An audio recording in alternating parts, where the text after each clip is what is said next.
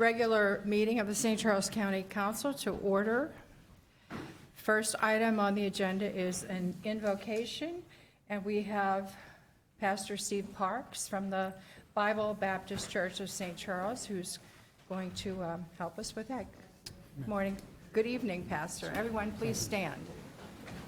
Shall we pray?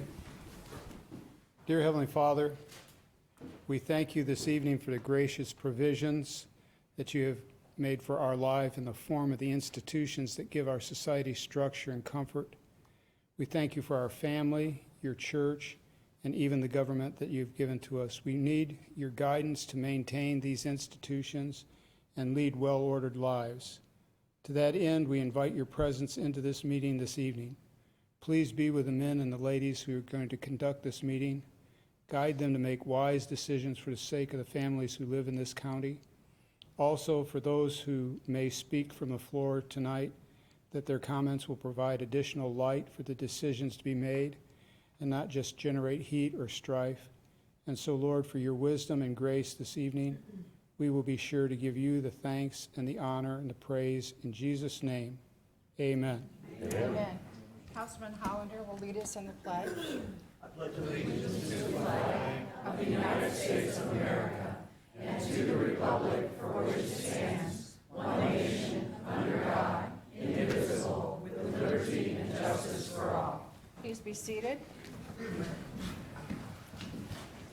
We'll call the roll. Councilmember Joe Cronin. Councilmember Joe Brazel. Here. Councilmember Mike Elam. Here. Councilmember Nancy Schneider. Here. Councilmember Dave Hammond. Here. Councilmember Terry Hollander. Here. Councilmember John White. Here. First item on the agenda is a public presentation concerning personal property tax rate. Executive Ellman, would you like to say Thank a few you, words? Madam Chairman. I'm going to turn the mic over here in just a minute to Scott Shipman. And Mr. Shipman made me aware of this potential problem back in March, and we've been following it ever since. We've had several meetings. Of course, it came to a head now when he finally sent out the actual notices. So he's going to explain that entire procedure.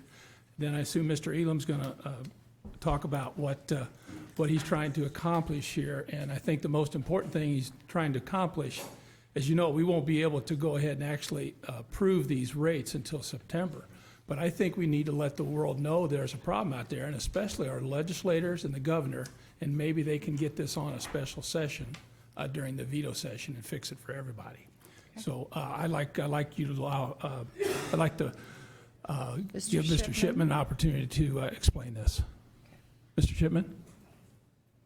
This is our assessor, ladies and gentlemen, at least for another half a year. Good evening, sir. Thank you for allowing me time to explain this. It is complicated. I'm going to start out in first gear and give you some high level. If I grab a gear too quick, slow me down because I get excited about this stuff, believe it or not. But I do want to bring some public awareness to this. Personal property, it's a dislike tax. Everybody knows that. But it is part of the tax system that supports the services that are provided to the citizens. When we mail declarations in January to the property owners, we pre-value our notices, meaning we put the market value on there and assess. There's not a lot of counties that include both values on those assessment forms. We mail those out. They're due back in March.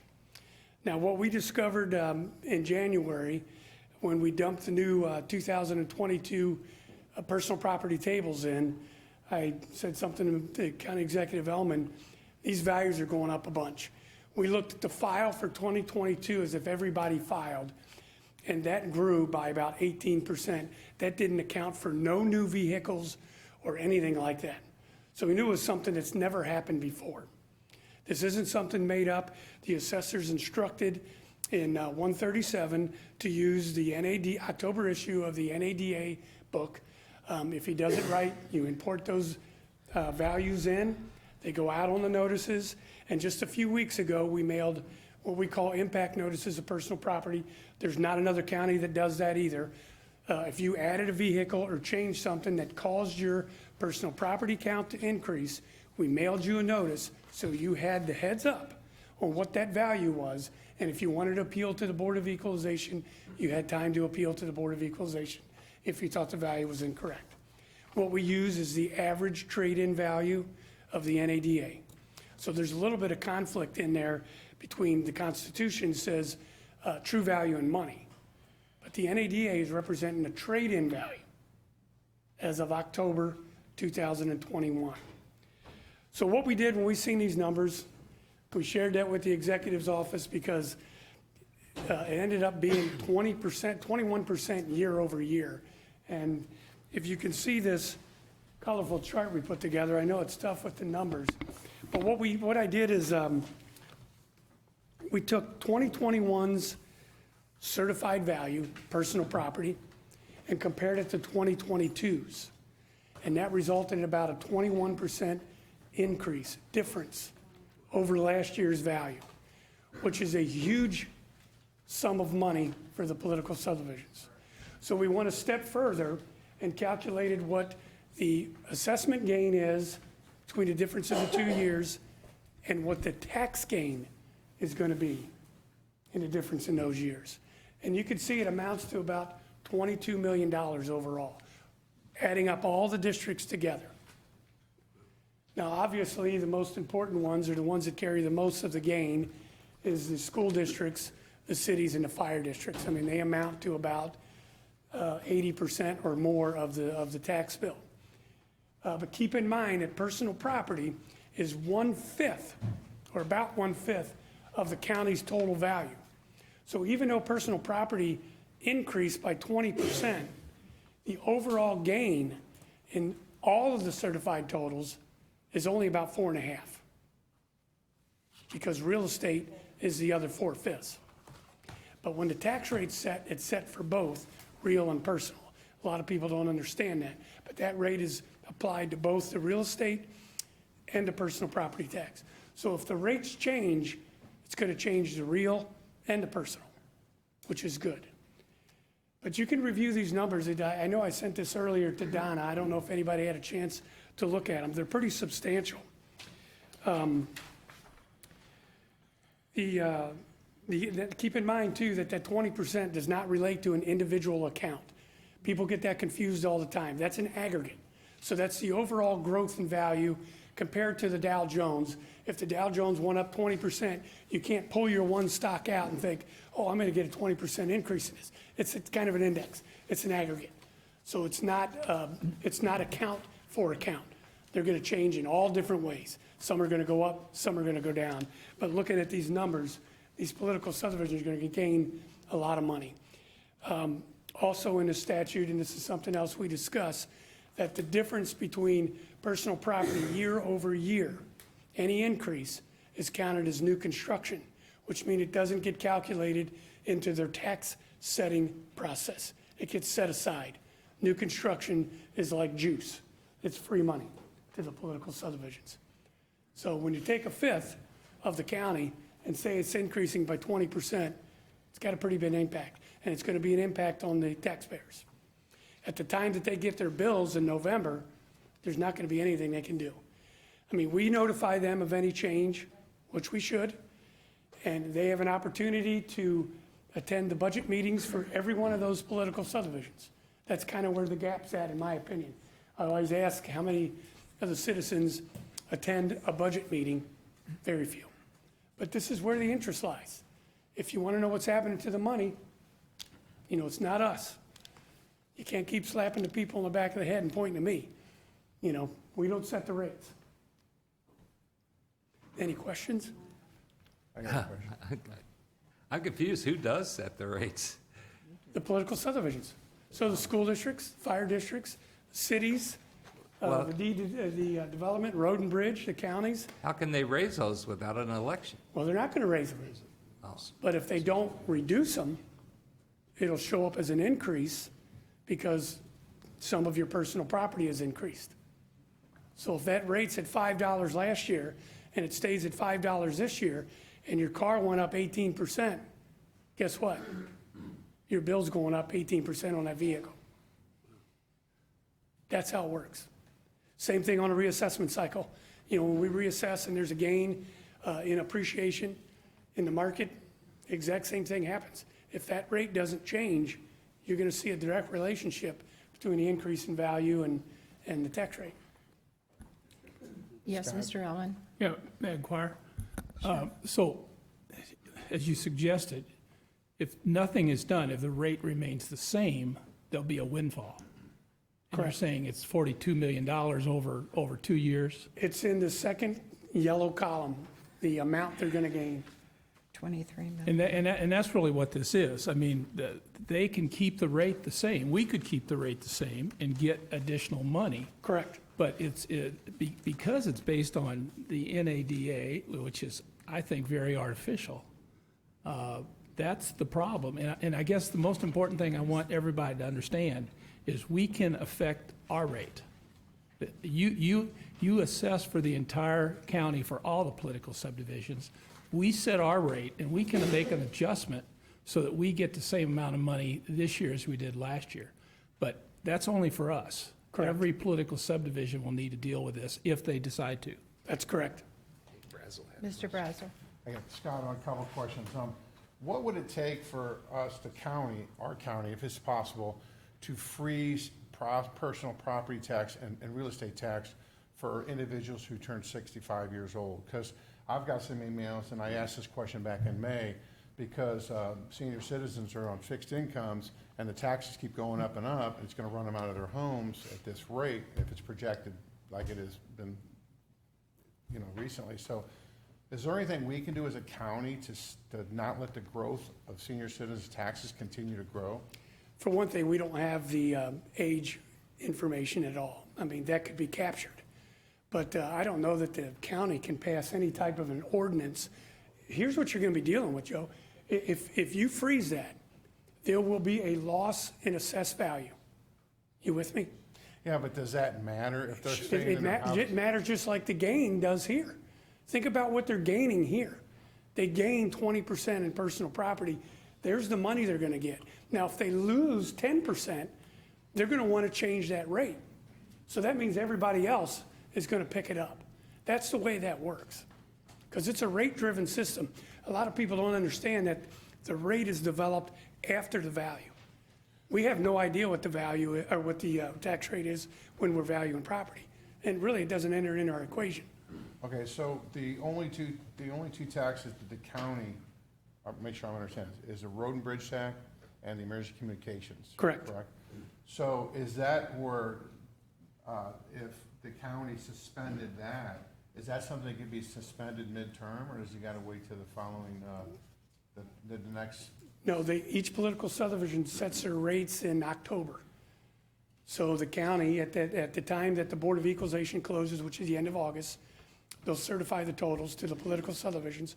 They'll establish a tax rate, which is based off of their budget, how much money they need to provide the services. So if the county says, hey, we don't want to capture that gain, they're going to roll their levy back to offset that, which is going to help taxpayers. So it could be suspended or rolled back Absolutely. in October? Okay. Mr. Cronin? I did a lot of math on this just with my own tax bill and worked with Mr. Schnarr and also Brett Statler. And I think it's important for people to realize the county portion of your property tax, be it real estate or personal property tax, for instance, in my area, which is North O'Fallon, it's 3.66% of the total. So, and I applaud Mr. Elam for working on this because it's a good gesture, but being the fact that it's only our portion of the tax bill is 3.6% of the total, it's not going to mean a significant amount. We've got to get, and I think this is Mike's main idea with this bill, is to get other taxing entities on board with this idea. Additionally, I had concerns about what this would do with our budget, but we got that figured out with some help, and based on the 21 actual numbers that came in, if we do what you're proposing, Mike, it doesn't really affect the budget that much. Road and Bridge actually will come out with a little bit extra money, and Dispatch and Alarm will come out with a little less money. So we can afford doing what this bill proposes, this resolution proposes, and not upset the county budget. But in reality, when the money we're talking about is 3.6% of your total, you're not going to see a lot of relief. These folks need to be talking to their state legislators about the change that Mr. Brazel is talking about, or talk to the school boards or fire districts, you get most of the tax revenue. Typically, the difference between the personal property files is 2.5% to 3% annually. That's kind of what it's been historically. Because cars typically depreciated, and there's new accounts and people buying new cars. So all that math works out to about 2 or 3%, something like that. So you can, this is pretty high. It's an anomaly. It probably won't happen, well, shouldn't say that, but We didn't think it would happen now. yeah, Yeah. it may not happen again. Madam Chairman, Yes, sir. on the over 65, can you tell us a little bit about the homestead exemption? Because there is relief available for people over 65 on. But is that isn't personal? That's real property. That's real right? property, and also if you rent, it's a property tax credit claim, and it's administered by the state of Missouri, Department of Revenue. If you hit our website, we've got information on there. It does have income thresholds on it that you have to apply for. But what it is it ends up it being a refund on the tax that you, on your income tax, is how that works. Mr. Elam, did you want to address this subject? I figured we would talk about it when we can get to the resolution and maybe come back with some different questions Okay. at that time if anybody has any. Any other questions then for Mr. Shipman? Okay, thank you for being Thank you. here. Thank you. Okay. Concerning the resolution, is there a motion then? I would make the motion that we amend the agenda and move up Resolution 2210. Well, I would disagree with that because you're not going to have any public comment. You got to have public comment on it. We can still have, there'll still be After it's public voted comment. on? That, you can't do that. You got to have public comment and then vote on it. That's what the public comment's for. Well, I'm not sure if that's the rule of the Well, then what's the council point or of not. public comment if you're going to vote on something prior to public This comment? is just a resolution, it's not a bill. Well, wait a minute now. Recently, you guys refused to put a resolution on the floor that you said there was nothing we could do about it, about the audit. So I find this to be very similar. Because by all the memos I got here by Roy, there is nothing we can do about and I got multiple memos here because I've been asking these questions for 3 months. And I Okay. got the memos with me. There is nothing we can do about these tax increases, about the two, only the two. Excuse me, there's been a motion to advance the I can resolution. withdraw my You want to motion withdraw and it? we can do public comment. Yeah. They Okay. can speak on I it. We see can no, I vote. see no problem with doing public comment. It's fine. That's fine. So the next item on the agenda is the first of 2 public hearings on the Citizens Participation Plan for the Community Development Block Grants Consolidated Program for 2022. If there's anyone who wished to be heard at the hearing, Mr. Myers? Would you allow me to briefly explain what this is? Sure. For the audience? Annually, St. Charles County receives... Lean real close to that mic. Sure. St. Charles County in 2022 expects to receive about $1.1 million in community development block grant funds. And these are funds that the county budgets in order to address programs for our own citizens, not just in unincorporated St. Charles County, but through 8 different municipalities countywide, including, for instance, the city of St. Charles, St. Peters, Wentzville, Lake St. Louis, New Melle, Darden Prairie, Cottleville, and St. Paul. So tonight on your agenda, you have an item that would authorize the county executive to sign an application to HUD for these community development block grant funds and to use them for the purposes that's outlined in a memo that's in your packet later on your agenda. Real briefly, 2 things I would mention. First is that what I would call the bread and butter program for community development block grant funds is home improvement funds to help homeowners repair their homes for homeowners that need help. For instance, if you're low to moderate income, if you need help with siding, roofing, plumbing, heating and cooling, et cetera, there's an opportunity here for homeowners to apply for this program and receive a no interest loan. And if you continue to live in your home for more than 5 years, that turns into that grant it turns into a grant. That's our number one program. That's for the purpose of neighborhood stability, and it also helps us keep our neighborhoods tidy as well. The second thing that the money can go for is public services, but only up to 15% of all the funds can be used for public services. Our number one program there is a transportation ride share program where people can take, who don't have transportation, who are income qualified, can get a limited number of rides each month. And for instance, we have some people who use these vouchers for chemotherapy treatments and also another medical trips as well. So it's a vital program that we use, again, throughout St. Charles County. So we're seeking any public input on the draft that's before you tonight to submit to HUD. Thank you. Sure. Does anyone wish to make a comment on this issue? Come forward, please.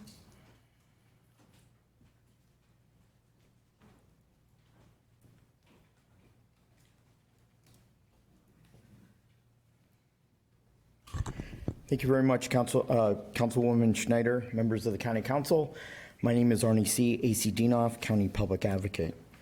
I'd first like to say compliments to the Program Administrator, Kathleen Thompson. I had emailed her this afternoon concerning about where some of the money is going, because I really want to delve in and make sure that we don't have any continued fraud or program needs that aren't going to the needy people of our community, but are going to other type places. So I'd like to compliment Ms. Thompson's response of my request. There's a lot of documents that she sent about 3 o'clock that I need to go through, and I'll be testifying more on the nuts and bolts and those details of the expenses with the various communities at the July 25th meeting. Now, at the same time, I also made a response to the City of O'Fallon, since they are not part of the Consolidated Community Block Grant program, which is unfortunate. I made a request to the city for salary information in terms of wages, benefits, contributions, pension contributions, and expenses to run that $1 million program. I got a generic response putting it in the queue, and they said that they would take 72 hours to get back with me with that information, which translates with the City of O'Fallon probably 2 weeks to a month in terms of not getting the information for a public request. So let's address the red herring in the program currently. We have on the left hand, we have St. Charles County with the majority of municipalities, villages and towns, and then we have O'Fallon on the right hand. So O'Fallon wants to employ 2 people, which are, I consider, political patronage positions. Their favors to people who can't find a position otherwise, but are employed by local government. They spend, since they didn't reply to me this afternoon, I project from past reports that they purport to spend in terms of administration and expenses between $200,000 and $250,000. Now, if we look at the memo that was addressed to you on June 17th, the $1,087,000 program for the Consolidated County Community Block Grant Development Program, to administer it with all the municipalities, towns, villages, the actual cost is going to be $161,788. So St. Charles County's administration fees will be $19,788, and the City of St. Charles administration fees are $142,000, which includes salary, wages, benefits, contributions, and pension. I would like to see somebody in county government have the gall or the strength and the boldness to stand up to O'Fallon and say enough is enough. This is a duplication of programs. It's a duplication of paying the same administration fee for the same program that's supposed to go to help the needy. Instead of paying for political patronage jobs, we're taking away from people in the community that need our help. Taxpayers are being ripped off. Like I said, it's a duplication of the same services. So my question to the county council and the administration is, how can we force the City of O'Fallon from having political patronage positions and join the Consolidated Community Development Block Grant Program. I will be testifying at the July 25th meeting about the ins and outs of the program, because there's many information to read, digest, research, and to make sure that we're getting the biggest bang for our buck. But we need to save that $200,000 or $250,000 and have O'Fallon join the consolidated program and have Ms. Thompson administer it like she does with all the other municipalities, villages, and towns. Those are my comments, Madam Chairwoman. Thank you. Are there any other comments or testimony concerning this matter? Okay. Mr. Cronin? I just would like to make an announcement regarding public comments, the next section. Sure. If it's possible. Folks, if there's some of you folks from up at Ferris Road about the rezoning that's in my district, I wanted to let you know before you sat through the whole meeting that it's my intention and motion to table that. I've talked to the family who owns the property, the realtor that's representing both parties, the surveyor, and also the developer wants to develop the subdivision. And we realize with the rezoning, we're not all getting enough information. We don't know how many lots, where the entrance is going to be, how the stormwater is going to drain off. So there will be more information coming on that. And for now, we're going to table it, okay? Probably will come up again in August. If you all want to be informed when it comes back up, if you'll either leave your name and contact information with these ladies or send an email to council@sccmo, I'll make sure you all are notified before it comes up and also get the latest information as we get more plans in that development. So I just thought I'd mention that, it might save you all a little time. Okay. Okay, thank you. Does anyone else wish to comment, though, on the CDBG program? I have some questions for Robert. Robert, I want to make sure I'm reading this schedule. Sure. On page 16, it says acquisition, administrative plan, economic development, housing, public improvements. So it says 1,087,000 or 3.3 million. Is the 1 million, what are those? Are those for our county, or is it 3 million for our county? On page 16. Okay. What do these numbers represent? Is that statewide? Is that countywide? No, it's not quite 1.1 million for the St. Charles Urban County, which includes the unincorporated county and those other jurisdictions I mentioned. I neglected to mention, or failed to mention City of Weldon Spring. But So it's that's what the number is, about 1 million for the county? yeah, it's Okay. 1,087,000, et cetera, yeah. Then you go down to page 17, and then you got like public federal housing, section 8. You got almost 17 million for that.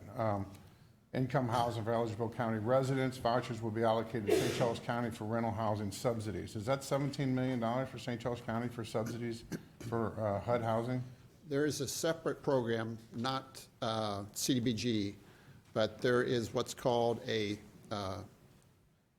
housing choice voucher program that St. Charles County administers, where we receive about $4 million annually for Section 8 vouchers. So that's a separate program, and it's run by the Commission on Housing Assistance, and it's overseen by the Commission and the county executive and this body when you sit as the Public Housing Authority. The day-to-day activities for Section 8 are county contracts with NECAC. Actually, technically, they're a subrecipient of those funds. NECAC and Section 8, NECAC. both of them. So Yeah. does this, what is it, 16 million, 17 million, or is it 4 million? Which one is it? It's $4 million annually, so the reference to, if there's a reference to 17 million, it may be referring to this multi-year plan that we do called a consolidated plan. So what we do the planning of the big blocks for 5 years, and then underneath that consolidated plan, we do an annual action plan. And then annually, we receive about a little over $1 million for CDBG and about $4 million for the Section 8. So in St. Charles County, and I had do some research on this, in 2019 and 20, the average apartment units that we build annually was about 300 units a year countywide. Mm-hmm. Do you know how many it is in 2021? It's 1,200. So my question is, and that's not unincorporated county, so it's not us voting on this, it's the municipalities. Is that what that $4 million is being allocated for? when you people ask often, are these apartments going to be HUD apartments? Right. The answer is usually no, but if there's $4 million available, then the answer could very well be yes. So that's something that we have to, if that's how this county wants to plan development, that's fine, but I think there needs to be some real conversation about this, because we cannot subsidize all the public infrastructure required for these 1,200 apartment units. It needs to be seriously considered by the schools, fire departments, everything else. It's a complete overload, so those things need to be considered. Okay. I would say that the new apartments that are being built, the numbers that I've seen is that those are what I would call higher-end apartments where they're charging top dollar for those apartments. The Section 8 program, the landlords have to agree to participate in that program. It's not a requirement, it's voluntary on behalf of the landlord. So if they agree that they want to participate in this program, then they do. We have landlords who come in the program, we have landlords that leave the program. Right now, we have a real deficit of landlords who are participating right now. Some apartment buildings have come offline, I'll say, in terms of participation in Section 8. Can certain things be removed from this agreement? Like if the county wants to agree to accept this plan, can they make motions to remove certain lines if the council agrees unanimously or agrees on removing those lines, or do you know the answer to that question? The budget can be changed, but it would have to be changed in line with the HUD standards and requirements. Mike actually is much more versed in the question of apartment construction, et cetera. So as you know, yes, as you know, I send out a monthly update on the housing starts, new homes construction, as well as the multifamily, single family. The multifamily, the last 2 years has been near record numbers. Like you said, it was just over 1,200 last year. We're actually ahead of last year's pace this year. I don't know if that'll continue. We'll see. There is no HUD money going to any of these apartments. There's none.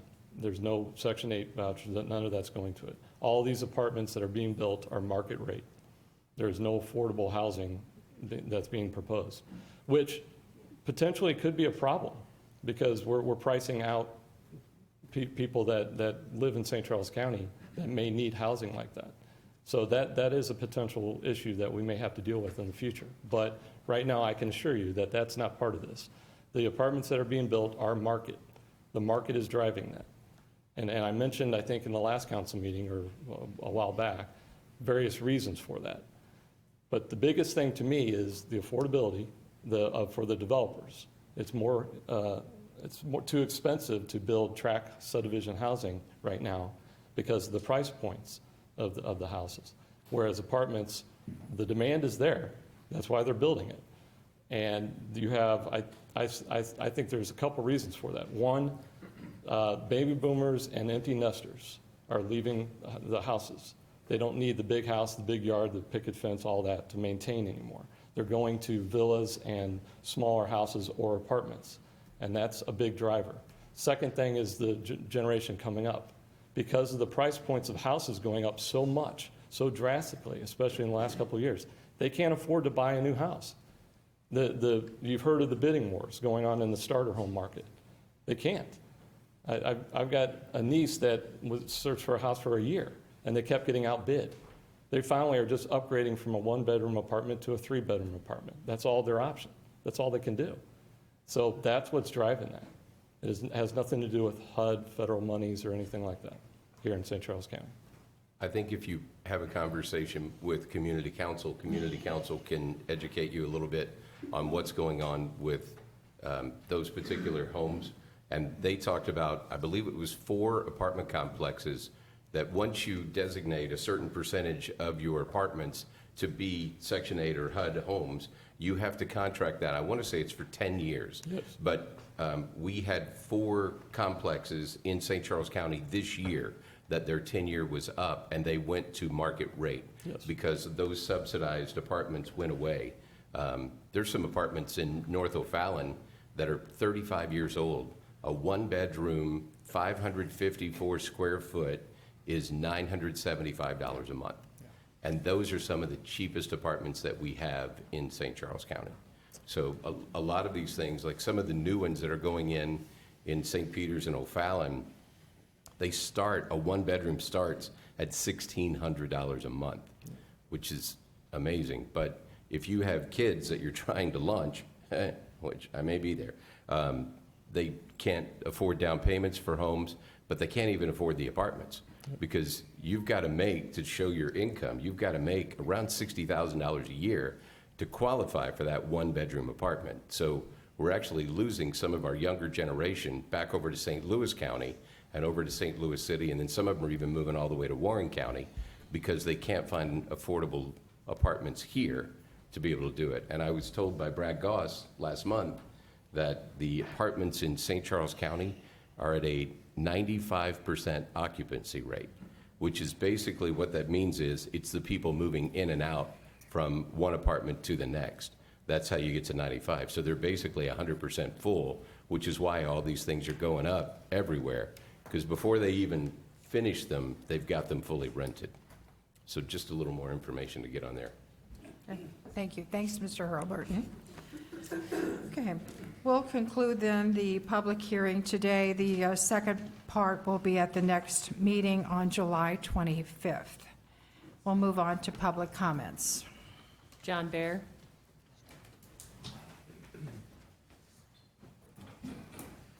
Can we turn this on?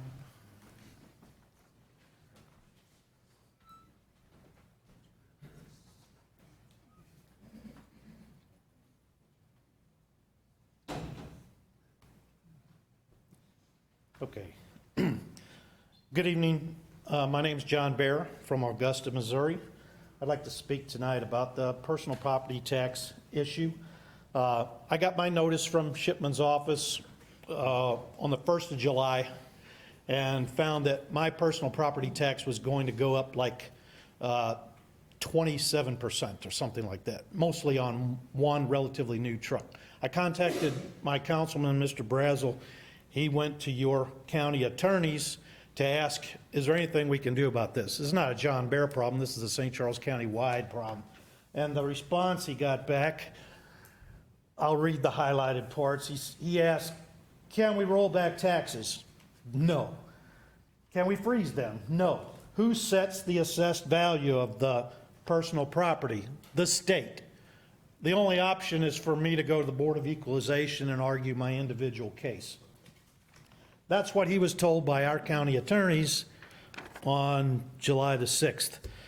July the 8th, we find there's a press release for the county, and Councilman Elam and our executive are putting a resolution on this evening's agenda that will pave the way for a tax rate ordinance later in the year.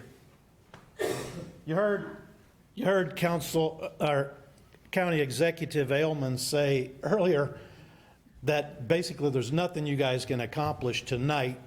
You're going to try to encourage other political subdivisions and encourage the state legislature to do something. You're admitting that you can do nothing, and the press release says, goes on to say, an ordinance to set the tax rate is required by statute to come after the Board of Equalization, and that usually happens in October. So what I see here is a convenient press release to come out for a councilman who's up for re-election in about 3 weeks and a county executive who's up for re-election in 3 weeks. And you know there's nothing you can really do, but it sure makes you look like you're trying to save everybody's bacon. So what, I mean, I appreciate if that can actually happen, but now what I'd like to do in 25 seconds is draw a distinction. Joe alluded to it earlier.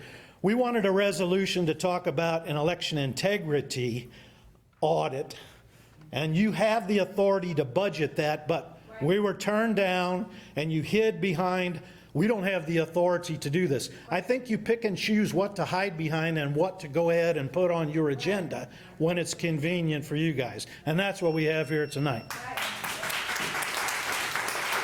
Thank you.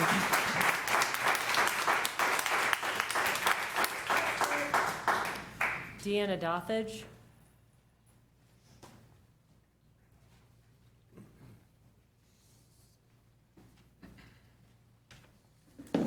Thank you. My name is Dina Dohag, and I am newly with the MU Extension Office in St. Charles County. I started that position a week ago. So I understand that no one has been in that position for a while, and you haven't probably had a lot of communication from MU Extension in the county engagement role anyway. So I intend to change that. And first of all, I'm going to say, that is your building. I invite you to come visit. I have an office right inside the front door, and I would love to hear from you all and see you all. Because my goal is to bring all the programs out to the county and say, you know, this is what's available. I want to connect the resources with the people. I had an experience, I was at the county or community council meeting. I sat at a table right up front. One person knew what the MU Extension Office was. I called several of the municipalities that were on that board a while ago to say, hey, I'm with MU Extension. I'd like to come to your city council meeting and talk to you about our resources. And I was told 2 or 3 times, what is that? What is MU Extension? So my job is to get the word out. What is the extension? And you know, you're funding education programs. The state, federal dollars are funding these education programs. So the extension wants to get them out in the public and do its job. So I'm introducing myself to tell you that I'm very passionate about getting that done.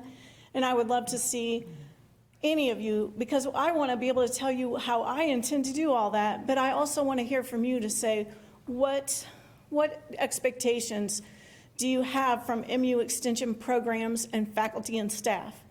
So, and one thing I've been able to do, and partly from my previous employment, is I would like to identify what kind of programs do we need, but they're not out there. So I worked with MU School of Medicine, and I have set up 2 programs at the Extension Office. They're funded by MoDOT Highway Safety, so there is no cost to people that attend them. One is called First Impact. I've been involved with that program for about 5 years. It's taught by local law enforcement, and it's for parents of teen drivers to learn about the GDL, Graduated Driver License Law. And then we also have a program we're going to present called Keep Your Keys for older drivers and caregivers of older drivers to teach them how to safely continue driving or to help them figure out to retire from driving. So I'm pretty excited that within my first week on the job, I am bringing 2 programs from the university to St. Charles County. So I have sent you, I think, the flyers on these programs. So that's all I have. Do you want to mention where your office is? MU Extension is 260 Brown Road, St. Peters. Thank you. Madam Chair, I've got a question. I got a comment for her. Ma'am, you've got a second? Mr. Cronin has a question for you. I've been a student and benefactor of your programs before. 30 years ago, I took a course on how to build ponds. And then I also took the Safe Serve course when I was running St. Paul Picnic to make sure you serve food safely. And I think the programs are great. And myself and Councilman White have been there for 4-H dinners before, but I just want to reach out to you and welcome you. And also, if you reach out to me, I'll put you in touch with all the cities that are in my district, and maybe they can get the word out through their various websites about what you guys do and what classes you're offering now, and what classes would the public like. So I'd be happy to help you get the word out, because I know what you do, and it's a great thing for the county. Perfect, Okay? thank you. I will be in touch. Okay. Thank you, ma'am. Marion Boatwright.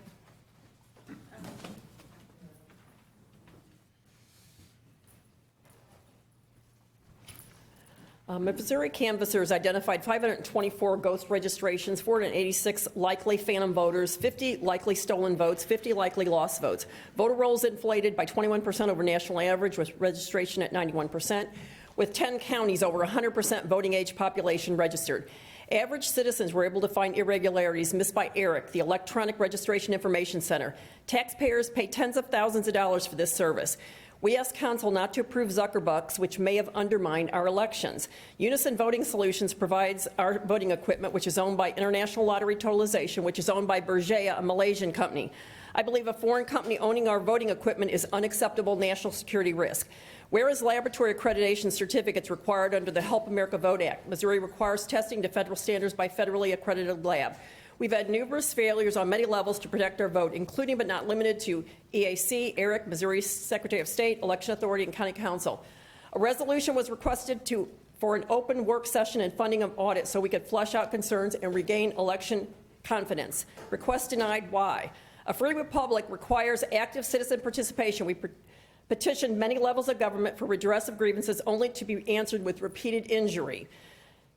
I'm respectfully petitioning this council to fund an independent forensic lab with retention of ballots, envelopes, 2020 general election records, removal of all electronic voting equipment, including poll pads, and stop participating with ERIC and EAC, and take back local control.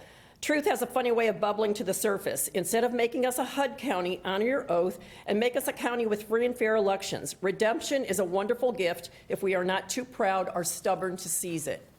Thank you.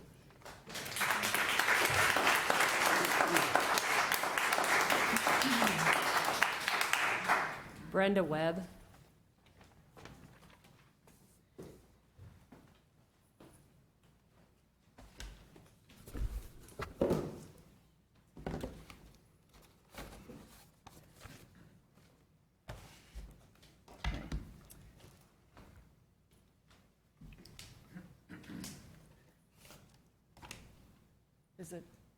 Does it come on? Yeah, give it a second.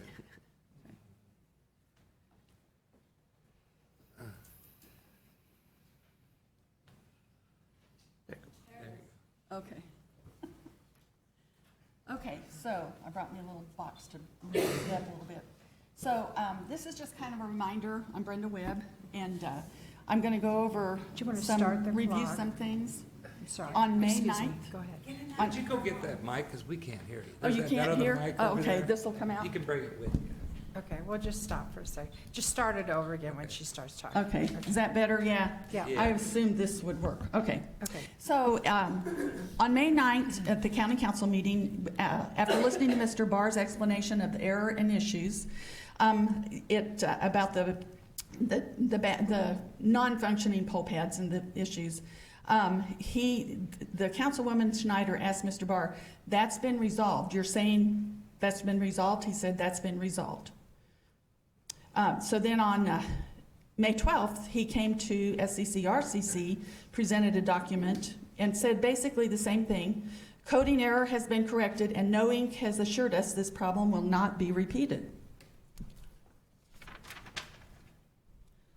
Okay, on June 3rd, y'all might remember, CISA or ICS came out with an announcement that there are vulnerabilities that they discovered in the Dominion voting systems. And like basically, that things can happen, things can, anomalies can occur, but they recommend and they say that these can be corrected and, avoided if diligently applying the mitigations recommended in this advisory, and with technical, physical, and operational controls. My question on that is, does anybody in SCC look at our machines? Do they know what to look for? Do they know how to implement these advisory recommendations to secure our machines? I don't think so. I personally don't think so. Okay, then on June 5th, you may remember Jay Ashcroft, Secretary of State, came out with an announcement a couple days after CISA gave that there are machines in Missouri, there are Dominion machines in Missouri, and he said he was notifying those counties that use them and so on and so forth. But basically, they're all acknowledging there are anomalies and problems, and were problems in 2020, and we're probably going to have them again if we don't do something. Yep. So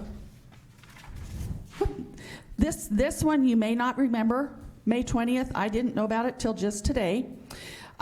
This was an announcement by EAC. They discovered anomalies in unison voting solutions in Missouri on April 5, 2022.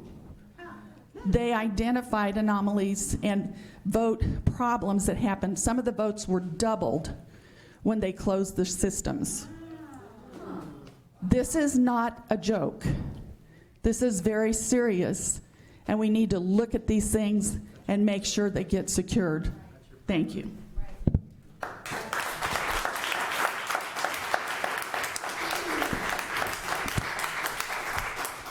Arnie Dinoff.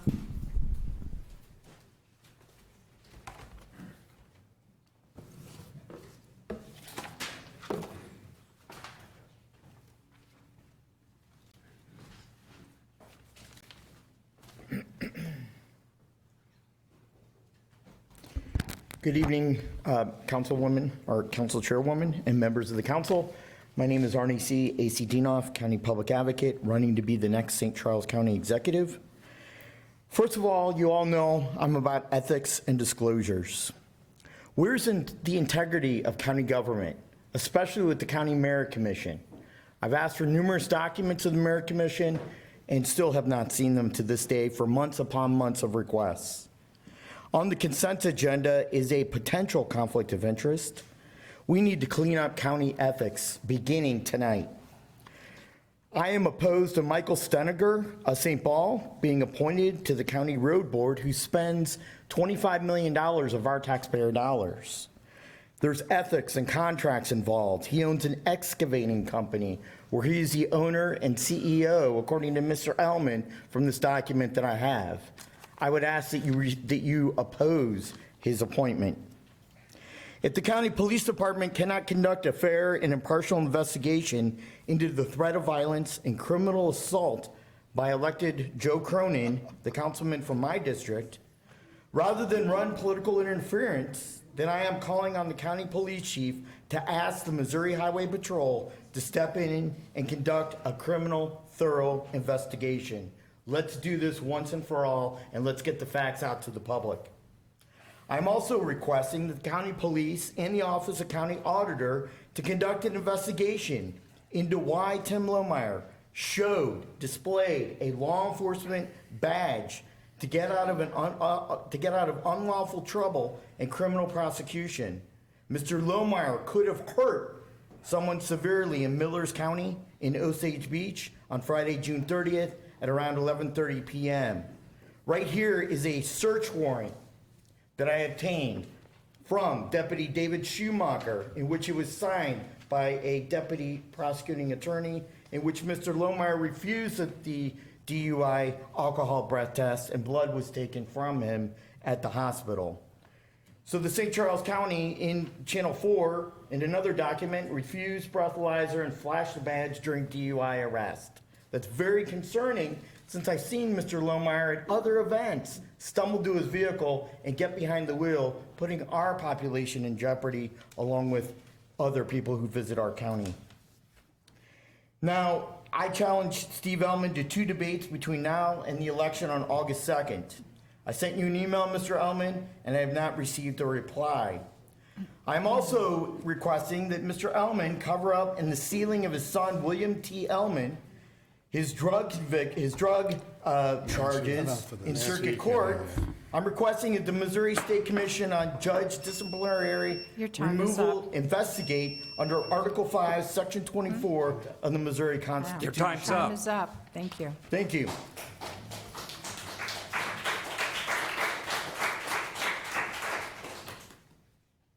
Any further comments? That's the final speaker.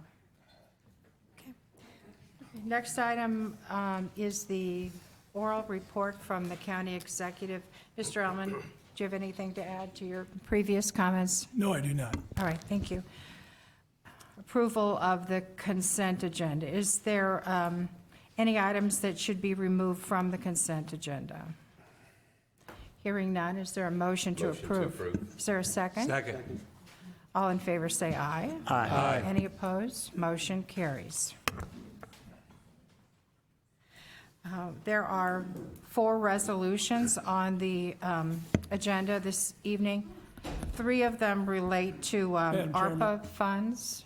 Madam Chair, I'm sorry, Yeah, but on the consent agenda, Yes. I think we need to address the fact that it's been approved, but Mr. Steiniger is in the construction industry, but the road board makes decisions on projects. It's up to this office and ultimately your approval to approve a contract. So there's no conflict of interest because the board he's on picks projects, but you still pick who gets the contract. All right, thank you. The first resolution. Madam Chairman, I'd like to. I'm sorry. I'd like to go ahead and ask to move Resolution 2210 up, which we were talking about doing prior to the public comment. Second. All in favor say aye. Aye. Any opposed? So please read Resolution 2210. Resolution number 2210, sponsored by Mike Gillum and Nancy Schneider, a resolution to ensure the re-review of the St. Charles County personal property tax rate for road and bridge and emergency communications with the intent to voluntarily lower the overall tax rate to effectively keep flat the amount of tax the county collects in tax year 2022 related to motor vehicles compared with tax year 2021 in order to address the effects of vehicle value inflation deriving from vehicle shortages. Are there any comments or discussion?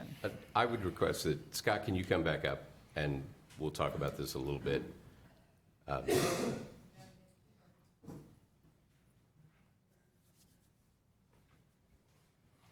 So obviously when the forms came out and everybody saw the rate jump in their vehicles and in their assessed value, then they were kind of freaking out about this. And we were at lunch one day talking about how we knew this was coming, but we weren't quite sure what it was all going to look like when we got there.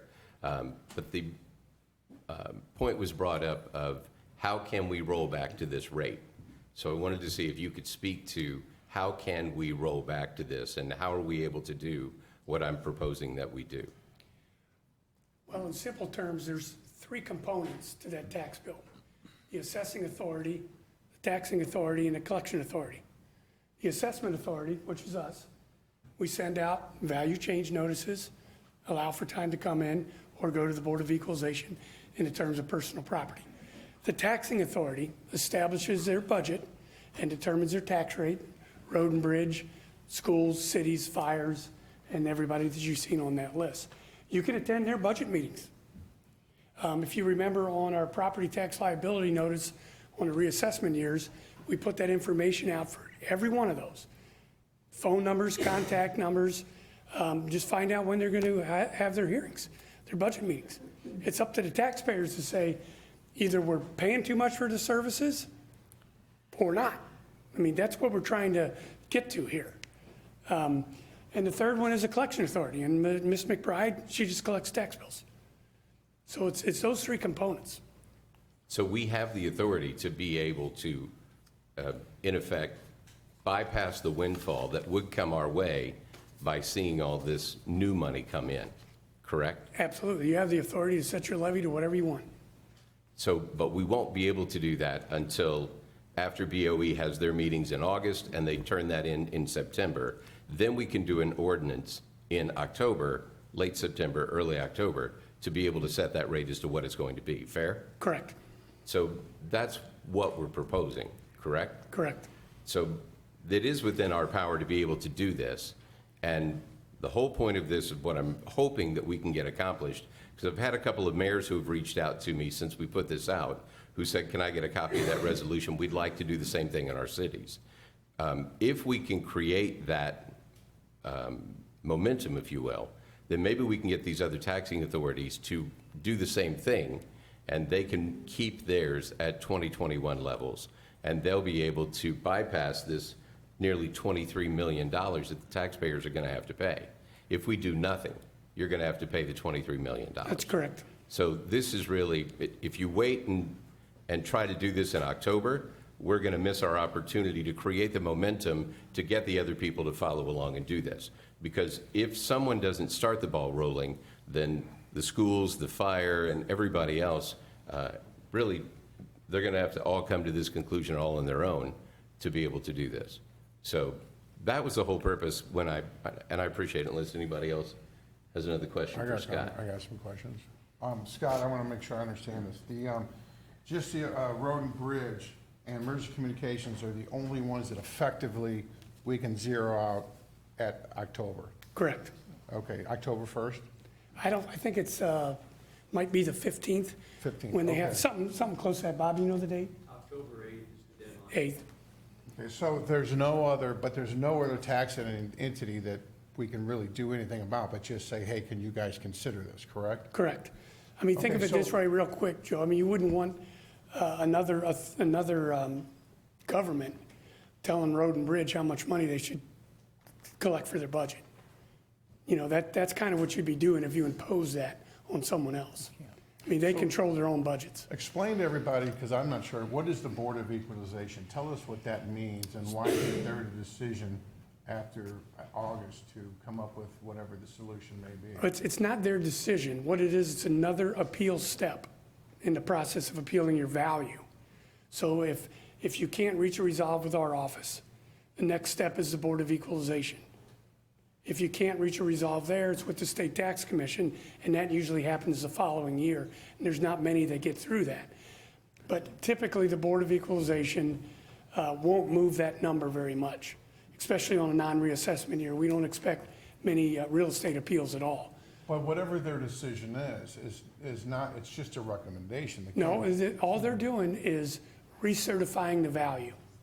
So if, let's just use a round number, if the Road and Bridge, 10.9 billion, I think is our assessed value, something close to that, okay? We certify that value July 1st. Any change after that has to go to the Board of Equalization. The assessor loses the authority to change value. So it usually results from an appeal.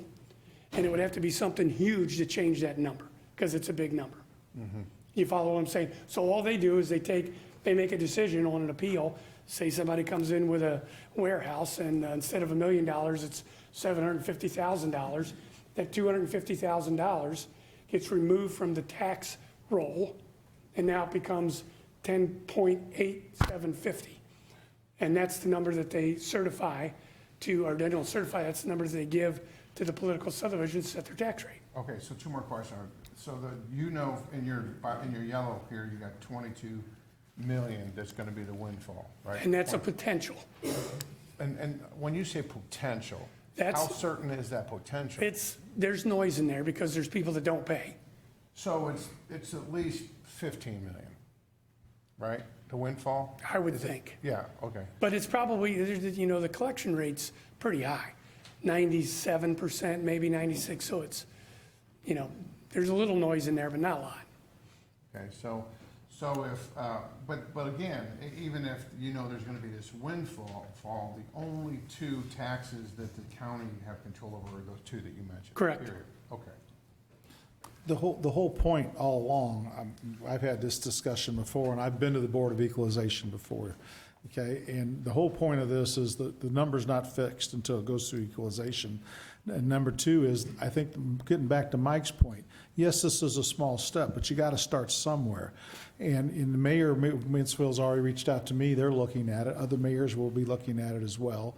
And quite often, some of the stuff that happens in the county starts out with a small step like this. So, you know, it's going to put some pressure on the school districts and the fire districts and the ambulance district to take a look at it too. So I think it's good that we're bringing this up, and I don't look at it as I think it's a small step, but it's a step in the right direction. So let's go forward and see what happens. Okay? Madam Chair?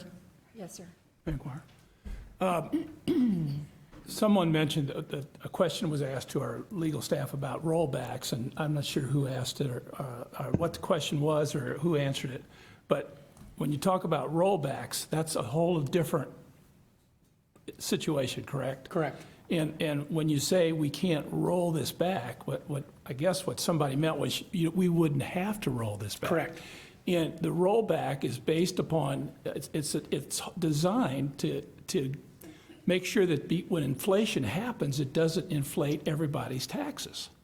And that's figured in for real property on existing homes that go up in value. You take that value and then you have to roll back your rate so that you don't collect more just for inflation. But new housing, new construction, you don't have to do that to, because if you have a new house, you're going to have new kids that live there that go to school, and you're going to have a need for a new police officer to go drive by the house at night, okay? But when they did the, was it 7-Eleven, about 10 or 12 years ago in Jefferson City? I don't know if it was intentional or just they didn't think about it, but they made increases in personal property the same as new construction. So new cars that come on should be part of the addition, but the increase in value of existing cars is due strictly to inflation in the NADA. And I thought maybe we were going to read this, and the most important thing in this resolution is Section 2, which asks the staff to send a copy to our delegation and to the governor, and that's how this board communicates with other people. Just as I've already asked the governor's office to look at this, because the best thing would be for, and the governor's been talking about a special session to deal with taxes, allow the legislature to fix this, so then after that's fixed, then this will be part of the rollback. We won't have to do it because it'll automatically roll back, and we'll have to go ahead and set it. And not just us, and not just on our two things, but everybody on every property, personal property tax. That's correct. I've got one more thing. We've talked about this before. The assessment rate, for instance, if a property has a market value of $100,000 and it's zoned, or it's a commercial property, I think the assessment rate's 33%. 32%, okay? So those ratios, okay, those are set by the state legislature, correct? Correct. So if people really want property tax relief, be it personal property, real estate, the easiest way and fairest way to do it would be to affect those ratios. And the only people that can do that are your state reps. Correct. Okay? So for instance, instead of 30, I think residential's 19 and 19. Ag's 11, I think. Ag's 12. 12, okay? So Personal property's 33 and a third. 33 and a third. So let's say if that personal property went from 33 to 19, and let's say their homes went from 19 to 12, okay? That would be the fairest way to level across the board. But if we don't have the power as a council to do that, that's got to be done at the state level, okay? Because I think we had that discussion a few years back. But keep in mind Yep. that the political subdivisions still set their own levy. So if you change that assessment ratio, which is fine, They can you change it to 2. It doesn't matter. They're gonna still have to provide those services. They're gonna still have to have a rate that justifies their budget. They're probably statutorily limited by their rate like we are. The ceilings. Yeah. They got a ceiling. That's a lot of numbers involved if you really get into It this is. deeper. Okay. I got one more point, please, Mr. Chairman. Not with you, Scott. Okay. Yeah. Thanks. It was mentioned out there before that on May 17th, I sent a memo to the county councilor's office asking if there was any way to reduce property taxes on, we talked about it, 65 years or older, free real estate taxes can increase by 3%. And there was 3 other questions. The answer was no, no, no. No action of this type, council would be in conflict with state law. Any municipal corporation in the state, whether under general or special charter, have an authority to pass ordinances, regulate subject matters, so this cannot be done, blah, blah, blah. 2 pages was this memo that was sent to me back in May. Funny enough, I sent another question, it was back on Tuesday of this week. Can we roll back tax houses on personal property taxes? Can we freeze them? Who sets the assessment? It was the very same memo I got in May. It wasn't even changed. And no, no, no, and no. So my point is this, we asked for a resolution several months ago for an audit where we fund the election authority. That's what we do. And the resolution was to encourage him to do an audit. Dave Hammond had the courage to support me. He's a good American veteran, and he was going to support us on that, and he put his name in, and the council refused to even have a conversation about it because there's no jurisdiction. We can't do anything about it. This, and having a press release on Tuesday by Communications Department 3 weeks before an election, I thought was an embarrassment because it was nothing but a political ploy. It's the same thing. If you weren't going to support the audit and using those excuses, This is a joke to pass this resolution unless you make some serious changes. So one thing I will do is I'm going to make an amendment to it to say that we will reduce the road and bridge tax on October 15th and emergency communications to 0 for 1 year.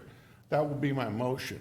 Otherwise, this is a joke. To review a property tax, re-review. Why not just review? What is re-review? So I want to do also a resolution saying that we are going to revisit the audit to fund that at the next meeting. I'll do a resolution for that.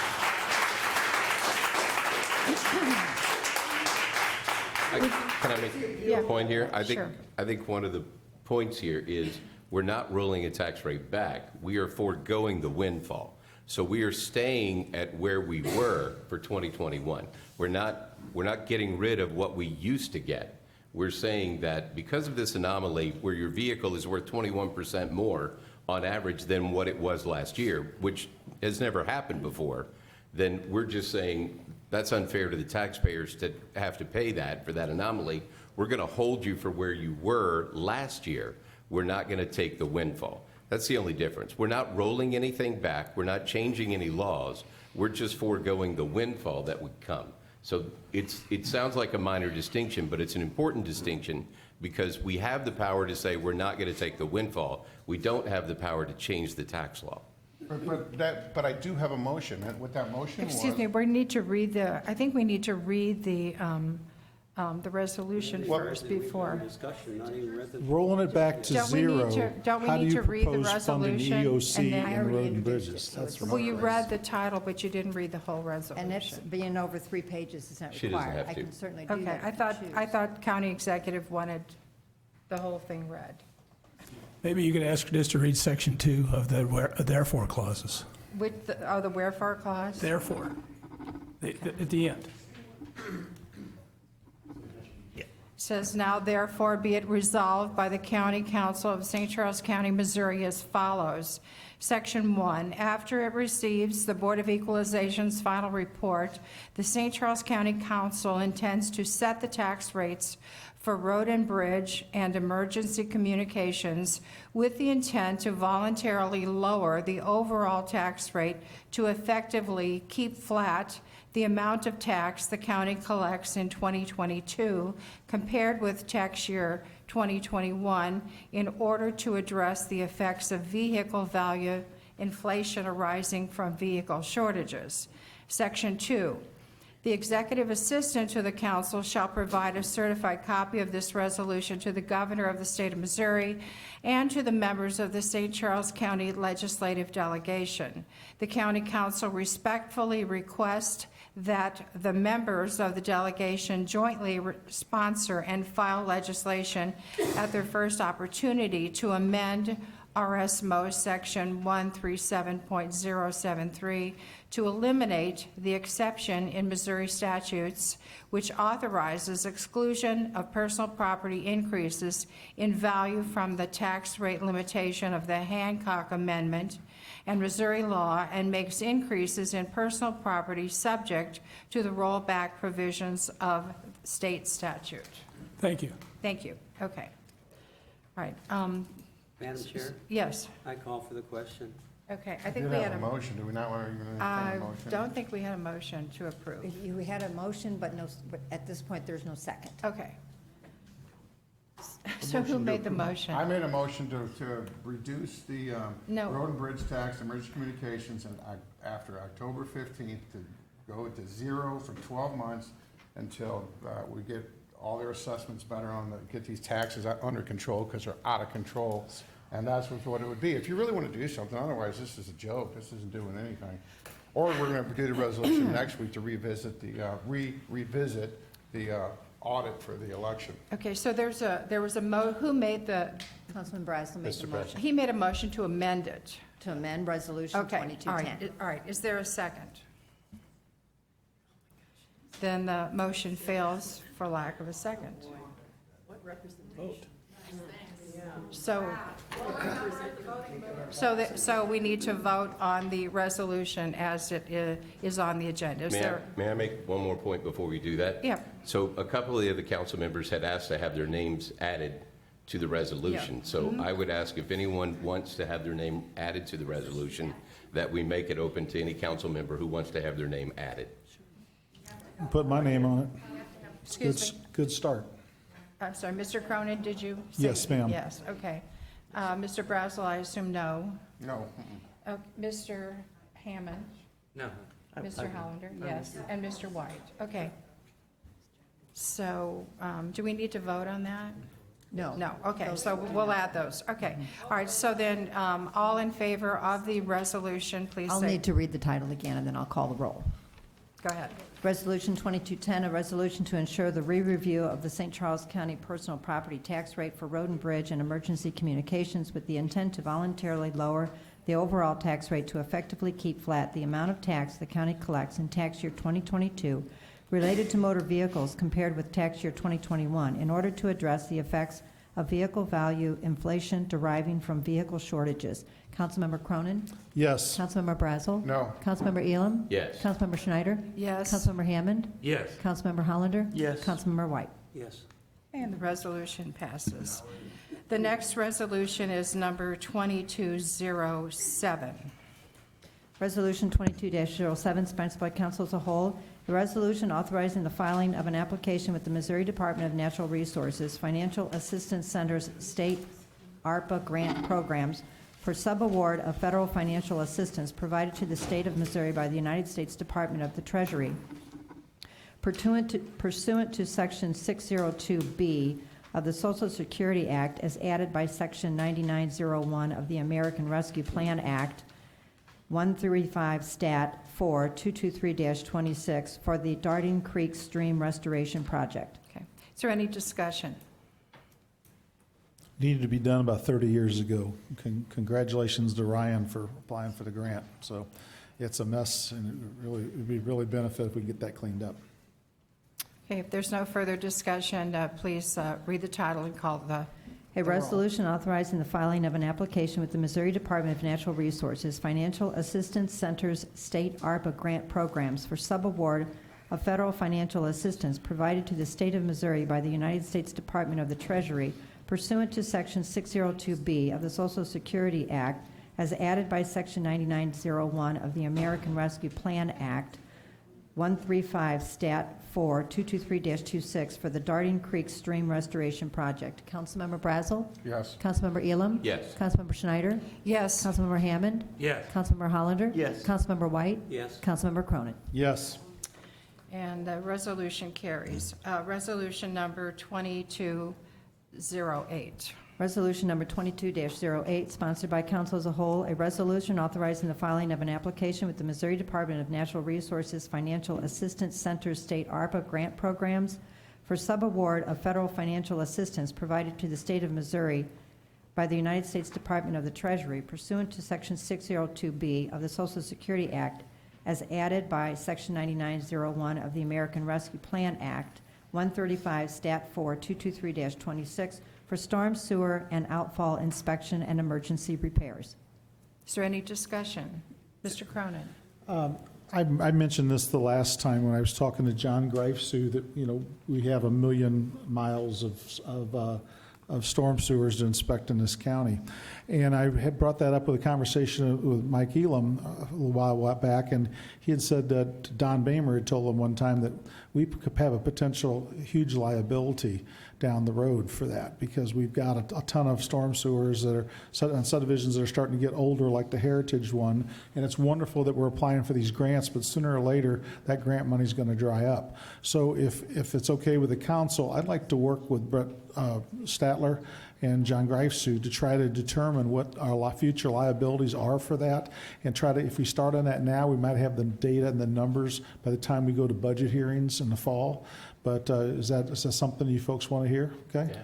So I'll just reach out to Brent and ask him to work with John, and let's just see how big the problem really is, and get a number on it and what we got to do to fix it, so we don't have more heritage problems down the road. Okay. Is that good? Very good. Thank you. Yeah, just over the years, I've had a lot of constituents call me with problems with storm sewers, their yard sinking and stuff, and so I've been a big advocate that we need to get on these now, and get to working on them because it's only going to get worse. Well, we'll figure out, what the liability is, then we can start looking for solutions, okay? Go from there. Okay. If there's no further discussion, please read the title, call the roll. A resolution authorizing the filing of an application with the Missouri Department of Natural Resources Financial Assistance Center's state ARPA grant programs for subaward of federal financial assistance provided to the state of Missouri by the United States Department of the Treasury pursuant to Section 602B of the Social Security Act as added by Section 9901 of the American Rescue Plan Act 135 Stat 4 22326 for storm sewer and outfall inspection and emergency repairs. Councilmember Elam? Yes. Councilmember Schneider? Yes. Councilmember Hammond? Yes. Councilmember Hollander? Yes. Councilmember White? Yes. Councilmember Cronin? Yes. Councilmember Brazel? Yes. Resolution carries. The final resolution is 2209.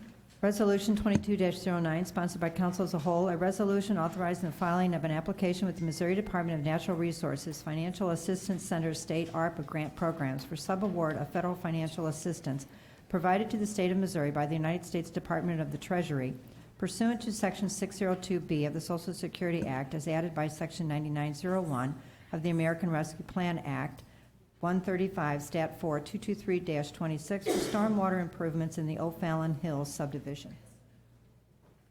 Any discussion?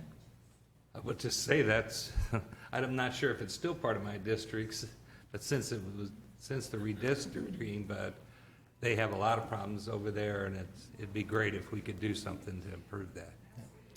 Do you know how old a subdivision that is? It's been there quite a while, hasn't it? 40 years, 50 years old. 40, 50 years old. Yeah. Any other comments? Okay, please read the title, call the roll. A resolution authorizing the filing of an application with the Missouri Department of Natural Resources Financial Assistance Center state ARPA grant programs for subaward of federal financial assistance provided to the state of Missouri by the United States Department of the Treasury pursuant to Section 602B of the Social Security Act as added by Section 9901 of the American Rescue Plan Act 135 Stat 4 223-26 for stormwater improvements in the O'Fallon Hills subdivision. Councilmember Schneider? Yes. Councilmember Hammond? Yes. Councilmember Hollander? Yes. Councilmember White? Yes. Councilmember Cronin? Yes. Councilmember Brazel? Yes. Councilmember Elam? Yes. The resolution carries. Could I ask, Mr. Hoynick, do you know when these grants are going to be awarded? I know Mr. Greisview I do not. spoke with me about it, and I know he's on vacation, so I'm just wondering if we know what the timeline is on that. Looking at September. September? Okay, good, all right. Hopefully, we'll get some good news. Bills for final passage, Bill number 5080. Bill number 5080, an ordinance amending the 2022 budget of the ordinances of St. Charles County, Missouri, approved by ordinance number 21-096 for the St. Charles County Department of Information Systems by removing one Information Systems Coordinator position and adding one Information Systems Financial Specialist position. Madam Chairwoman, I would motion to amend Bill number 5080 and replace it with substitute Bill 5080. Is there a second? Second. All in favor say aye. Aye. Any opposed? So the motion will take up the substitute bill. Is there any discussion or amendment of the substitution that a council member would like to offer at this time? Hearing no amendments, then all in favor of the substitute bill, please say, all in favor of the substitution, please say aye. Aye. Aye. Any opposed? So now we'll vote on passage of the substitute bill. Donna, would you read the title and call the roll? Substitute Bill number 5080, an ordinance amending the 2022 budget of the ordinances of St. Charles County, Missouri, approved by ordinance number 21-096 for the St. Charles County Department of Information Systems by removing one Information Systems Coordinator position and adding one Information Systems Financial Specialist position, and amending Section 115.710 concerning the Personnel Administration Plan position classification. Councilmember Hammond? Yes. Councilmember Hollander? Yes. Councilmember White? Yes. Councilmember Cronin? Yes. Councilmember Brazel? Yes. Councilmember Elam? Yes. Councilmember Schneider? Yes. Substitute Bill 5080 passes. Bill number 5081. Bill number 5081, an ordinance amending the 2022 budget for a reclassification of a System Technician 1 position to a System Technician 2 position within the St. Charles County Department of Emergency Communications. Is there any discussion on this bill? Please read the title and call the roll. An ordinance amending the 2022 budget for a reclassification of a System Technician 1 position to a System Technician 2 position within St. Charles County Department of Emergency Communications. Councilmember Hollander? Yes. Councilmember White? Yes. Councilmember Cronin? Yes. Councilmember Brazel? Yes. Councilmember Elam? Yes. Councilmember Schneider? Yes. Councilmember Hammond? Yes.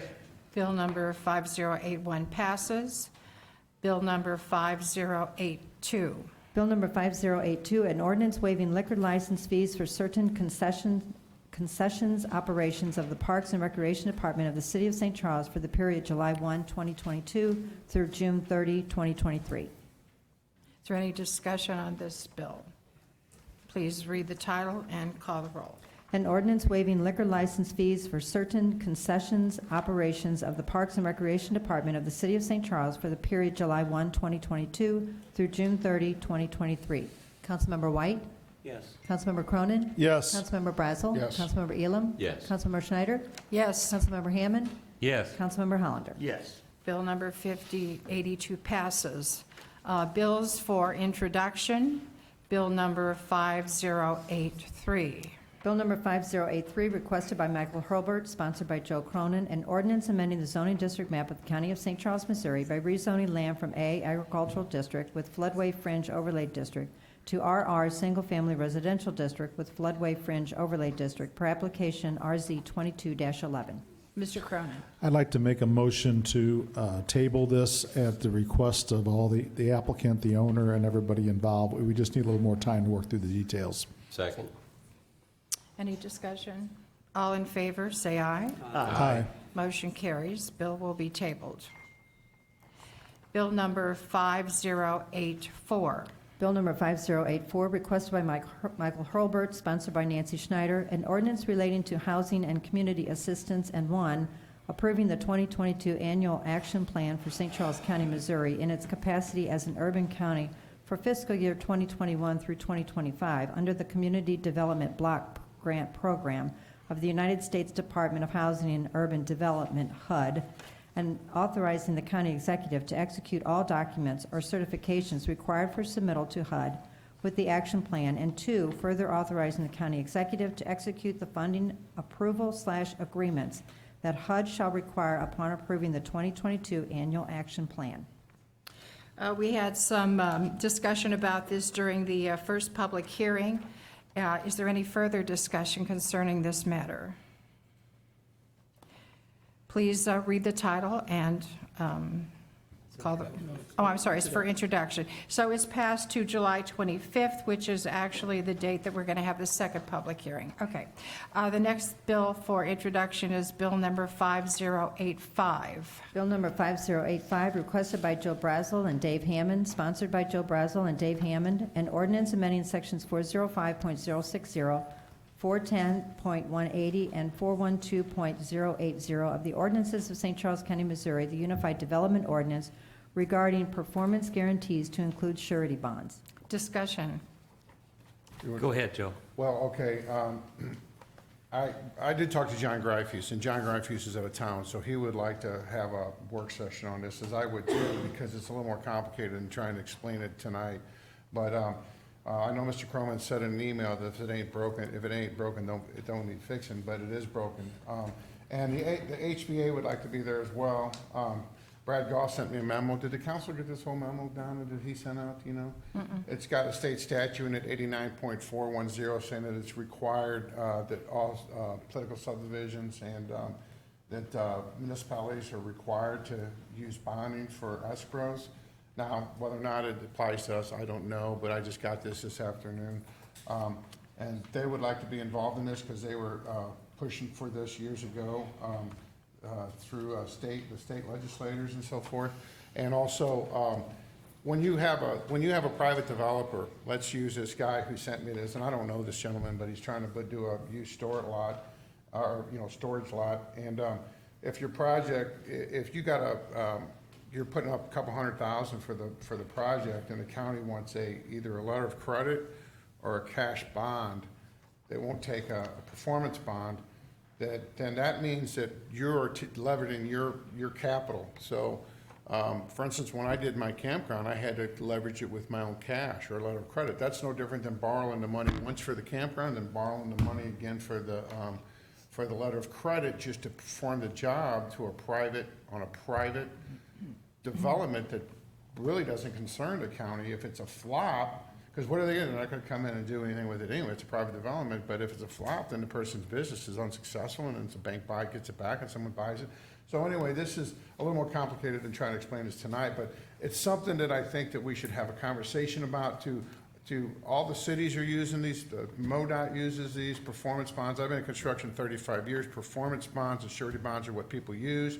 Doing a letter of credit or a cash bond or actually putting up a cashier's check is somewhat of an old-fashioned way to do things. Mr. Hurlbert, I think you sent the council some information about that.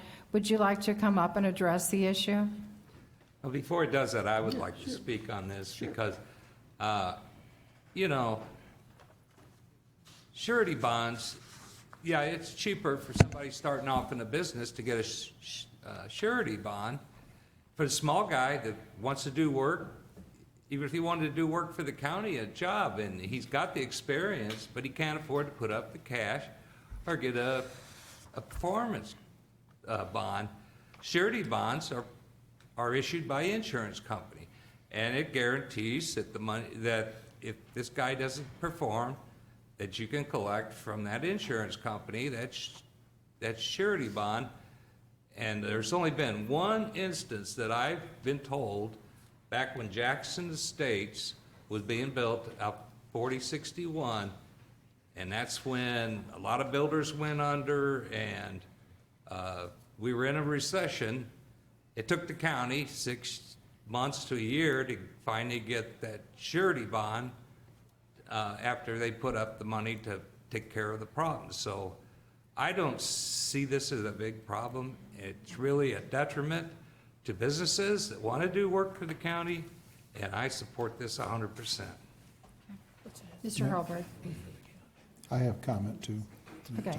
Do we want to hear from Mr. Hurlbert first, or did you want to make your comment first?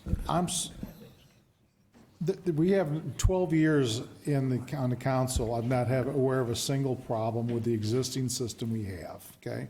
And we're not dealing with insurance companies. We're dealing with bank letter of credits, which is a lot higher level of security than an insurance policy from an insurance company that we may not even have heard of before.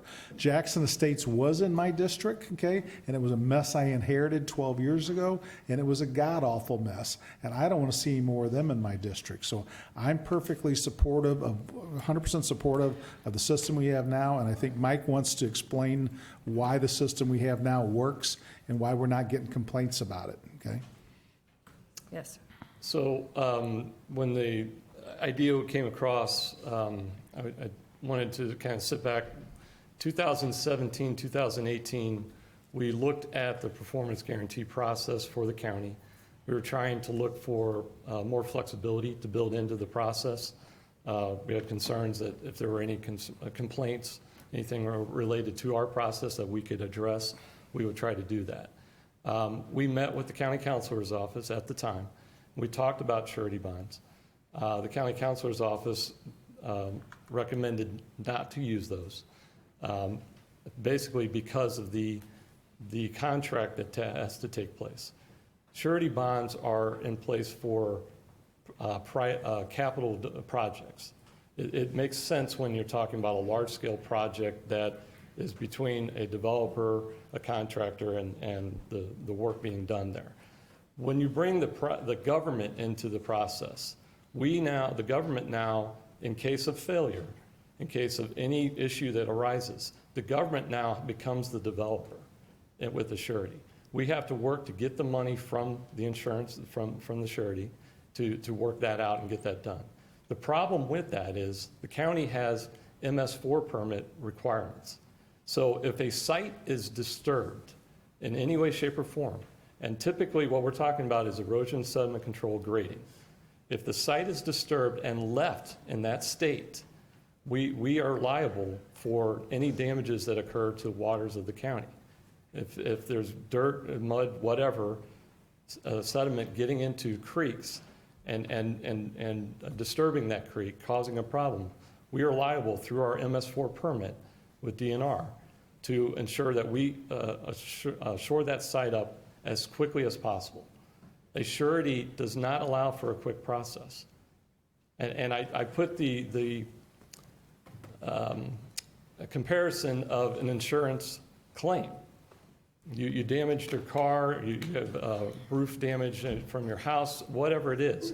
It is never quick to get that check and be able to get that repair work done. It can be, but it's typically not. Typically, the insurance company wants to do their due diligence and make sure that what they're paying is legit. They're going to look at every avenue they can. And with regard to the other cities that do it, their processes are a little different than ours. We actually require the performance guarantee at the beginning of our process because we're dealing with the erosion and sediment control and the grading. Sometimes the cities break that up. There is one for the erosion part, there's one for the project itself. Surety for the project itself makes a little more sense. That's a longer term thing, longer term project. But that erosion sediment control is what we're dealing with. And the surety doesn't work for that process. So that's our concern, that we would not be able to get the money quickly to shore up a site quickly. The only way we could possibly do that if we have a surety situation is we have to use general funds, taxpayer dollars, to do a site first and hope to get paid back in the process later. And that's the big issue we've run into. And then with regard to the specific developer that was complaining, he has paid out in cash. So he complained about it at the beginning, but he was able to do it. Mike, So this doesn't that- mean that it's easy for him. Well, He did it because that's what he had to do, because we don't have this in place. Well, actually, he didn't have to do that. So there is a non-cash option available that we showed him how to do it. And he was interested in doing that and working through that now. He can do a lender's agreement, which means he uses his deed of trust to use as collateral and be able to pay that. And that's something that can be done. I'm just going to tell you, there is risk involved in doing development. I love the idea of trying to make it as risk-free as possible, but there should be some risk involved to the developer to do a development project. Well, I still think this is worth a conversation, because every project the county does, if it's a roof project, if it's whatever it is, they use performance bonds. If you're gonna build a park for the Parks Department, you use performance bonds. That's a capital project. If you're gonna do roads, you do whatever, you do performance bonds, but only when it's a private development. Right. You don't do performance bonds, which is not really fair, and it's not a good business sense, because what you're doing is, you're making it available for these projects for people to build businesses who have a lot more money and funding and assets than a small guy who's trying to do something. It makes it, you're doubling the loan amount. Even if it's a letter of credit or you put it against the deed, it's still against his bank note, where that's using up his capital. So that's why it's a problem. All I'm saying, it's worth a conversation. If you guys don't want to do it, that's fine, but it's a little more complicated than trying to explain it here on the floor. And John said he wanted to have the conversation, and there's not, if the other cities, all the other cities do performance bonds, Mike? I know 3, yeah. Yeah, 3 in our county, the bigger And ones. one, we spoke to all 3, and like I said, their processes are a little different, so it's not an apples-to-apples comparison. One of the cities did give us a horror story of a case where they tried to get a claim, and an attorney got involved and delayed the process quite considerably. One of the conversations you and I had, though, is like, who determines, like, if there's an erosion problem and some stuff's going in a creek or whatever, do you give that contractor or that landowner, that businessman, the opportunity to repair it? And we had this conversation, where's the due process here? Because in his mind, it may be good, it might not. There's no court hearing, you guys just go assume that there's a failure, there's a problem, and then you charge them a $10,000 bill. And that's another issue. There's other issues with this. That's a whole nother story. They provide a SWIP plan, and they're meeting the plan. But the that's a county different story. determines if there's a failure, though. It's not really, Well, all I'm saying is philosophically, I think needs to be looked at, that's all. I mean, it doesn't, we may not agree on this, but I just think it's worth a conversation, that's all. Okay, thank you. Sure. Madam Chairman, Yes. quick question. I guess I was a little bit surprised. I mean, I think what you said is absolutely true and important, but what I thought you would say, and what I think most of us are most concerned about, the difference between somebody doing a bad job on our roof and somebody doing a bad job on their land disturbance is that the worst thing that happens on our roof is that I get rained on or you get rained on in your office. The problem that I see is when we are permitting this, there's neighbors. Yes. And if they don't do it right, or if they just stop in the middle and take off and they got a half-done project sitting there, we're going to hear from the neighbors. And it'd be much, and you know we're going to be under pressure to go out and just fix it ourselves. So then the question becomes, do we take it out of our budget and hope we get the insurance company to reimburse us? Or do we have the money there to go ahead and pay us? And if But that, I do think it's worthwhile having a discussion on. It's something obviously others have done. So I think there's fine to discuss it and council will decide. see, that is right, but you could just make the surety bond, just, if that's the reason you're using, then you would just make it strictly on sedimentation and erosion, not on the whole project. Yeah. That's what I'm saying, there's some room to work this thing through. Okay, all right, can we Nancy? move along to the Yeah, last bill? I'd like to see us, go ahead and have a work session or something, one of the things you learned a long time ago is to know what you don't know. And when I was reading these emails, I have no knowledge whatsoever of surety bonds and all the things that you guys are talking about, so. All right, thank you. The last bill then for introduction is 5086. Bill number 5086, requested by Ryan Graham, sponsored by Nancy Schneider, an ordinance authorizing execution of a cooperative agreement between St. Charles County, Missouri and the City of St. Peters, Missouri for construction of an access area to Darden Creek Blue Way at Lone Wolf Park. Is there any discussion about that? I go through there all the time. That's going to be a great thing. A lot of people that are already kayaking a lot in this county going to like it because Lone Wolf Park's right next to Old Town St. Peters, and they'll be able to go all the way down to Riverside. It's a great idea, Ryan. Kudos to your staff for putting it together with St. Peters. Yeah, that'll be good with all the work that's already been done and will continue to be done along the Darden Creek Blue Way, which is amazing. I had the opportunity to ride up there, and other than the fact that we all got clobbered by flying fish, it was a great little trip. And I think when people see it more, Yeah. they'll keep it cleaner than what I it hope is so, now. too. So Yeah. it should be good in all aspects. Okay, so that concludes the bills for introduction. Is there any action on the tabled bill number 5076? Madam Chair, I'd like to make a motion to remove Bill 5076 from the table. Second. Any discussion? No. Okay. Yeah. All in favor, please say aye. Aye. Any opposed? And the Madam Chair, bill I is would like to removed. make a motion to withdraw Bill number 5076 I and concur. ask for a concurrence. I concur. I concur. I concur. That was at the request of the applicant, I believe, The wasn't it? applicant Yeah. had withdrawn the project. Withdrew that, okay. So do we vote on the concurrence? No, okay, all right. So with respect to announcements, miscellaneous, I'd like Ryan Graham to come up. He's been giving us information all along on the Oglesby Park. We, a month or two back, we met some of the Oglesby family, and you talked about putting this thing into motion really quick, and so I think we've set a new world record. But you want to tell us about the plan for the opening? I think it is a record. Yeah, I'm pretty sure. So we are planning on opening Oglesby Park July 30th, starting at 11 o'clock to 2 o'clock that day, with the dedication at 11:30 that day.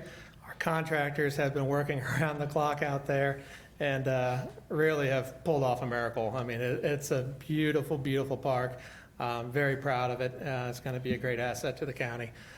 So please come out on the 30th and enjoy the park. There's going to be historic activities, games, various things going on. I think there's a food truck also going to be involved in it. So the one thing that we could use right now, which is a little bit scarce to come by here in July, is rain. Yeah. I've got a 10-acre lake that needs to be filled. So if anyone could bring a bucket and fill it with water and come out and dump it in our lake, we'd appreciate it. But we definitely need some rain. But it's going to be a great park. Okay, thank you. Mr. Cronin, that's in your district. Did you want to say anything? Yes, Ryan was kind enough I toured the property quite a bit before the owner decided to sell it to the county, and he was kind enough to let me take a quick look at it. And I brought my 2 grandkids, and they were ready to jump out the truck window to try to get to that playground. It's pretty cool. The families, young families that live out in Wentzville, it's going to be a heck of a nice thing, from picnic shelters, walk-in trails for their families, hard surface so they can roll strollers around, a wonderful playground. It's going to be a real nice addition to that part of the county that is a fast-growing county with a lot of families like my sons that are 30-something with a bunch of kids and can use a park like that. So you did a great job on it, Ryan. Okay. Thank you very much. Any further announcements? Take a motion to adjourn. Motion to adjourn. Second. All in favor, say aye. Aye. Any opposed? Motion carries. We're adjourned. Okay, there's 2 buttons.